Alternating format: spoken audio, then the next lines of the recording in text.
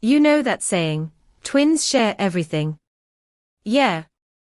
I used to believe that. Until my twin sister tried to take everything from me. My name's Amelia Hart, and I was born 2 minutes before my identical twin, Lily, on a chilly October morning in Yorkshire, England. We looked exactly the same growing up. Same soft brown hair. Same dark hazel eyes. Same mischievous little grin that made teachers do a double take when one of us acted up. People were always fascinated by us. At school, we were known as the Hart twins. Never just Amelia or Lily, always a set, a pair, a matched box. It was cute when we were little, I'll admit. We wore matching dresses, shared the same room, even finished each other's sentences. But as we got older, something changed. I started to want my own life. I leaned into academics, books, debates, science fairs. I loved structure. Lily. Not so much. She was always chasing the next thrill, boys, parties, drama. We were still close, but you could feel the cracks forming. I'd be revising for my A-levels, and she'd be sneaking out the window with a fake ID in her clutch. Mum used to say we balanced each other out, the sensible one and the spirited one. But deep down, I think Lily hated that label. She never liked coming second, even by 2 minutes. After we both turned 18, we moved to London. I'd been offered a conditional place at King's College London, studying business and data science. Lily didn't apply anywhere, she said uni wasn't for her. Instead, she floated through temp jobs, Instagram influencing, and dating guys twice her age. We were still living together in a flat share in Brixton. It was tight, a bit noisy, and full of random mismatched furniture from IKEA. But I loved that flat. It felt like my first real step into adulthood. I thought maybe Lily would eventually find her path too. I was wrong. It started small. Comments from our neighbors or mutual friends confusing us, asking if I'd been at a bar I'd never stepped foot in, or why I'd ignored them last weekend, when I'd been home studying all day. I brushed it off. Honest mistake, right? Then Lily started borrowing my clothes. Not just a jumper or jacket here and there, full outfits. She'd raid my closet, do her makeup like mine, even copy the way I walked or talked when we went out. I remember one night clearly. We were getting ready for a party, and she came out of her room dressed in my favorite black blazer and white silk blouse, the one I always wore to networking events. Her hair was straightened, just like mine, and she even wore my nude lipstick. I laughed and said, "You're trying to be me now." She looked me dead in the eyes and said, "Why not? People like you more anyway." At the time, I thought it was a joke. I even smiled. But something about the way she said it, flat, bitter, like she'd rehearsed it, sent a tiny chill down my spine. I wish I'd paid attention to that moment. Because what came next would flip my world upside down. I wish I could tell you the first switch was some dramatic, movie-style reveal, but the truth, it was subtle, calculated. And I didn't even realize it happened, not until it was too late. It started with an email. I had been applying for internships, good ones. Competitive programs with firms across London. I was especially gunning for one with a consultancy called Sterling West & Co., a rising star in business analytics. Big clients. Big exposure. If I landed it, I'd be working right alongside people who'd gone to Oxbridge. I'd spent weeks perfecting my application. Even had my professor from King's write me a glowing reference. So when I got an email one afternoon saying, "Thank you for your application, Amelia. Unfortunately, after your interview, we've decided not to move forward." I froze. Interview? I never had an interview. I sat there in my flat, staring at the email on my laptop, trying to make sense of it. I checked my junk mail. My calendar. Nothing. I was 100% sure they'd never contacted me to schedule an interview. I emailed them back immediately. Hi, just to clarify, I never received any interview invitation. Could there have been a mistake? The reply came the next day. According to our records, you attended a Zoom interview on March 14th at 3 p.m. The recording and notes are attached below for your reference. That sick, twisting feeling. It hit me right in the gut. I clicked the video. And I swear to God, there she was. Lily. In my blazer. In my room. Sitting in front of my laptop. Speaking with my exact tone. Using the words I had rehearsed. Pretending to be me. She must have seen the confirmation email and deleted it from my inbox before I ever noticed. Then she used my login to take the call, acting like she was me, fumbling through answers, making up half-truths, even joking with the interviewer about how she was a bit hungover but totally functional. It was mortifying. I ran into her room, and she wasn't even there. I waited. Paced. When she finally came back from wherever she'd been, wearing sunglasses indoors like she was some kind of celebrity, I confronted her immediately. I said, "Did you pretend to be me in a job interview?" She blinked at me, completely calm, like I'd asked her what was for dinner. And she said, "It was just one interview. You're so uptight, you probably wouldn't have gotten it anyway." I stood there, mouth open, heart racing. "You stole my identity, Lily." She laughed. "No one stole anything. We're twins, Amelia. We share a face. What's the big deal?" The big deal was that she had already poisoned my reputation with one of the best opportunities I'd had. She made me look irresponsible. Unprofessional. And the worst part, she didn't feel a single ounce of guilt. From that moment, I knew it wasn't just a prank or some weird impulse. It was intentional. A deliberate move to step into my life. And it was only the beginning.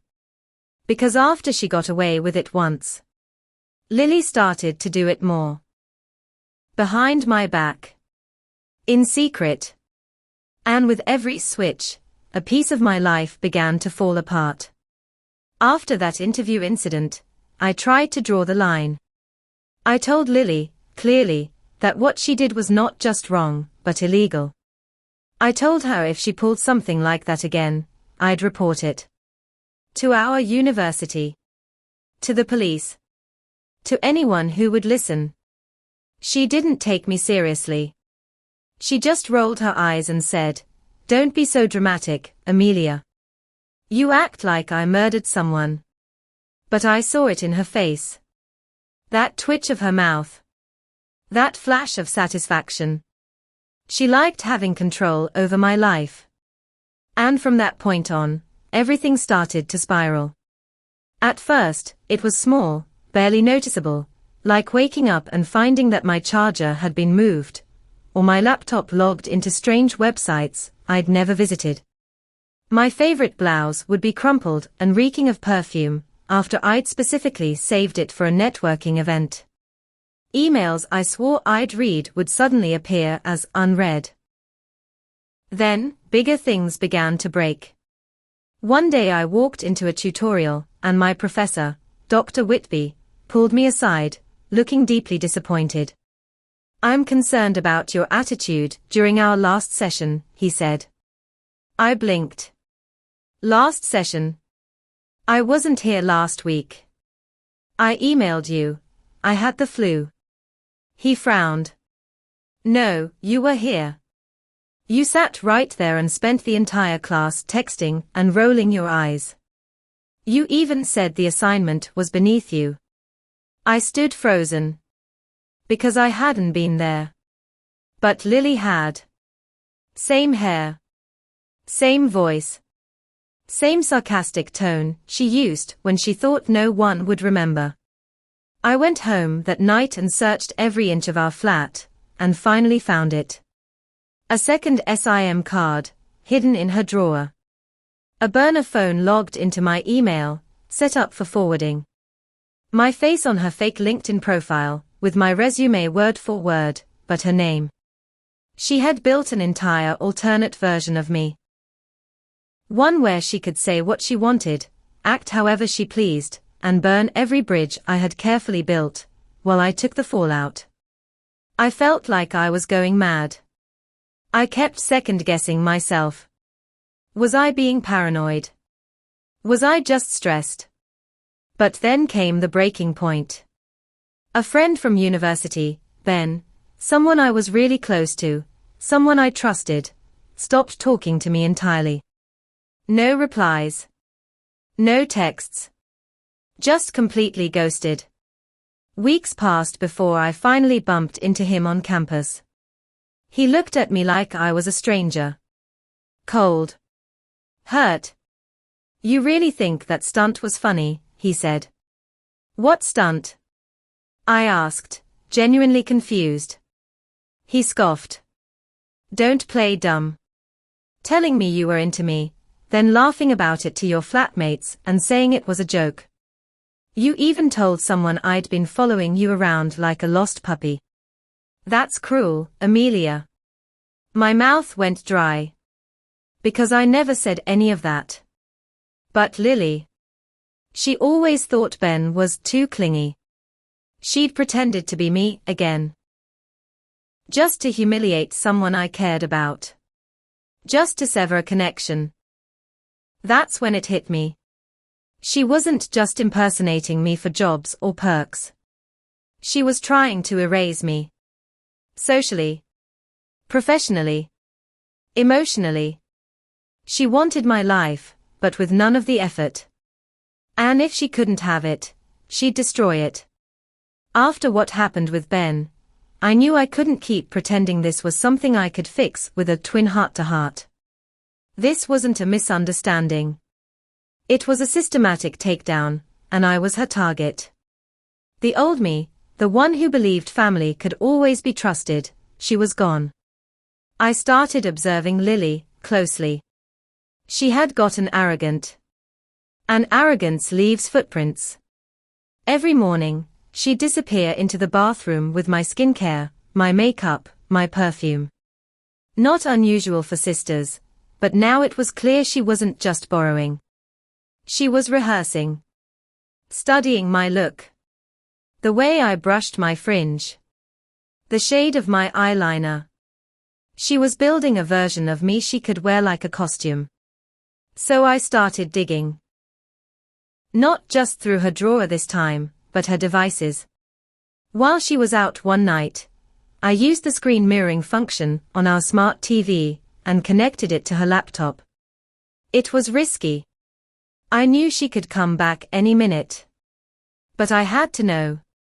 And there it was, a goldmine. Photos of her dressed as me at events I never attended.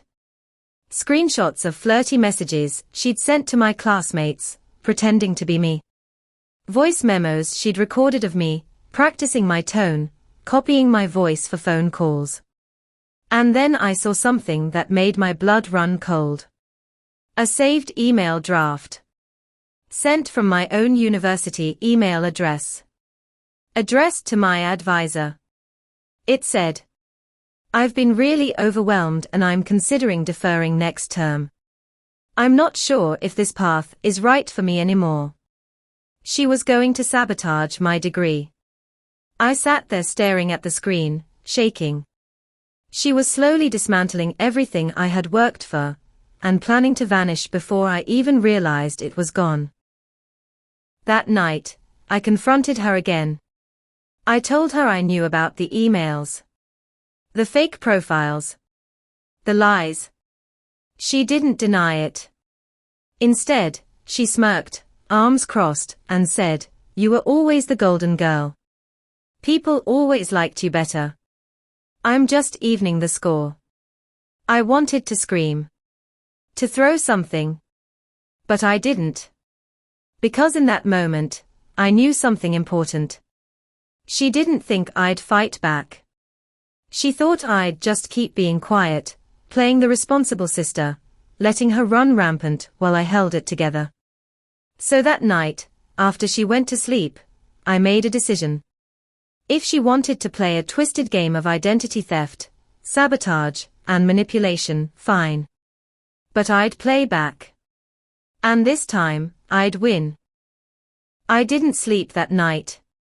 I lay awake, staring at the ceiling of our flat in Shoreditch, planning. Every move Lily made so far had been sneaky, private, quiet enough that no one questioned it. But if I was going to end this, I had to flip the script. She needed to be caught publicly. And she needed to be caught as me. So I started documenting everything. I bought a cheap second phone, just for this. I photographed her burner SIM cards, recorded videos of her laptop screen, showing my emails open under her login. I even filmed a conversation with her through the cracked door, where she casually admitted to using my face to get a few things. But that wasn't enough. She could always claim I forged it, or say I was the unstable one. I needed witnesses. So I baited her. I told her I had landed a new opportunity, a final round interview with Hollinger and Pierce, a high-end financial consultancy firm in London. Totally fake. I even designed a fake offer letter and left it on my desk, knowing full well she'd snoop. Then I waited. Sure enough, 2 days later, I got a notification that someone had accessed a Zoom link I'd accidentally left open on my laptop. I rushed home from uni, logged in remotely, and hit record. There she was. Hair straightened like mine. Wearing my navy blazer. Smiling at the screen, pretending to be Amelia Hart. She fumbled hard, got my graduation date wrong, blanked on my internship details, and gave the interviewer a Gmail address she made up on the spot. The interviewer, of course, was my friend Pia from drama school.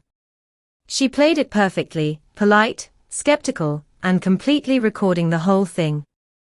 After the call, Lily walked into the kitchen like nothing had happened. I wanted to scream right then. But I didn't. Instead, I set the trap tighter.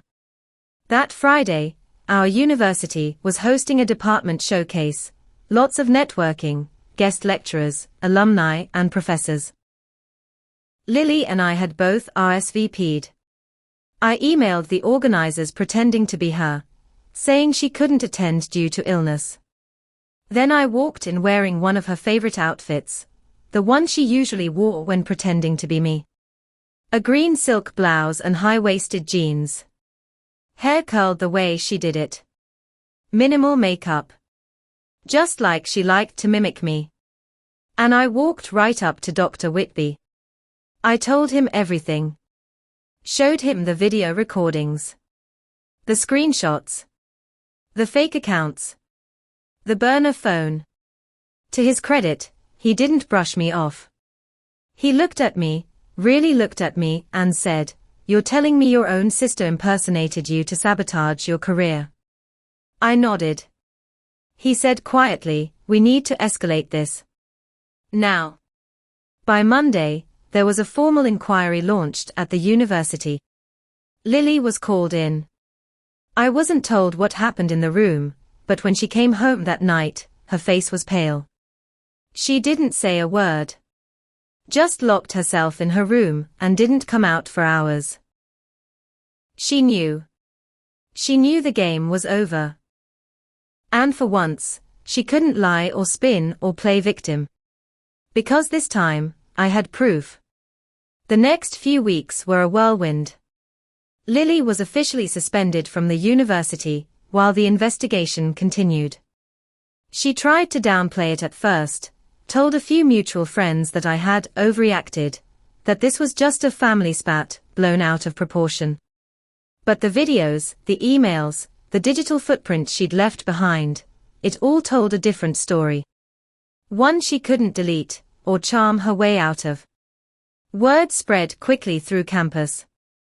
And while part of me was relieved, finally vindicated, another part just felt exhausted. The damage she'd done wasn't just academic. It was personal. Ben still hadn't spoken to me. A few faculty members treated me cautiously, as if unsure whether to trust one was really Amelia. Even some of my close friends admitted they couldn't always tell the difference when Lily was pretending to be me. Imagine hearing that. Imagine people saying, "We thought something was off, but we weren't sure who we were talking to." It was like my identity had been hijacked. Not just in documents or accounts, but in people's memories of me. But I wasn't going to let her win. So, I got to work. I met with my department head and explained everything, including how her impersonation had led to false disciplinary notes in my file. To their credit, they acted quickly. They cleared my record, reinstated opportunities that had been taken away, and even apologized formally in writing. Next, I reached out to Ben. It took 3 days for him to respond to my message. But when he finally agreed to meet, I laid it all out. Showed him the evidence, the recordings, even the apology letter Lily had been forced to write as part of the university's internal resolution. He listened. He looked stunned. And eventually, he said, "I can't believe I ever thought that was you. I'm sorry, Amelia." That was the first moment I felt like I was getting my life back. I started re-establishing my presence on LinkedIn, at networking events with professors. I made it clear, I'm Amelia Hart. And I'm not going anywhere. As for Lily, she moved out. The university didn't expel her, but she was put on an extended leave of absence. Her reputation on campus was fractured, and so was our relationship. She left a short note on the kitchen counter the morning she packed her things. "I just wanted to be seen. You always had the spotlight. I only borrowed it." Borrowed? She nearly burned it to the ground. But I didn't reply. I didn't need to. Because I finally understood. This wasn't about me being too trusting. This was about her being too entitled. And she lost. Not because I was smarter or stronger. But because the truth, my truth, was finally out there. It's been over a year now. Lily and I haven't spoken since she moved out. She never tried to contact me, not a call, not even a forwarded letter from our parents. I think some part of her knew there was nothing left to say. But I've heard things. Through distant acquaintances, through the occasional social media trace, I know she moved to Manchester for a while. Tried to start fresh under a slightly altered version of her name. Lila Hart, if you can believe that. She applied to a few jobs, marketing roles, mostly, but one employer flagged the university inquiry when they followed up on her academic history. Word must have traveled, because she's kept a low profile ever since. I'm not happy about her struggling. I'm not vindictive. But I'm not sorry either. Because I gave her so many chances. I didn't just love her, I protected her. I took the fall for her lies when we were kids. I covered for her missed deadlines, her mood swings, her jealous outbursts. I let myself believe that twin bond meant I had to suffer quietly. But love without boundaries isn't love. It's self-destruction. As for me, I finished my final year strong. I landed a graduate role with Barclay and Holt, one of the most competitive financial consulting firms in London. I have real friends now, people who know me, and only me. And I've learned something else, something deeper than all the betrayal. Identity isn't just how the world sees you. It's how you hold yourself together when someone tries to take it away. People still ask if I miss her. The truth? I miss the idea of her. The version of Lily I thought existed. The one who would have cheered me on instead of plotting behind my back. The sister who would have been proud of my success, instead of wearing it like a mask. But that person wasn't real. And today, I've stopped waiting for her to show up. I've built a life that's mine now. Entirely mine. And if there's one thing I know for sure, it's this.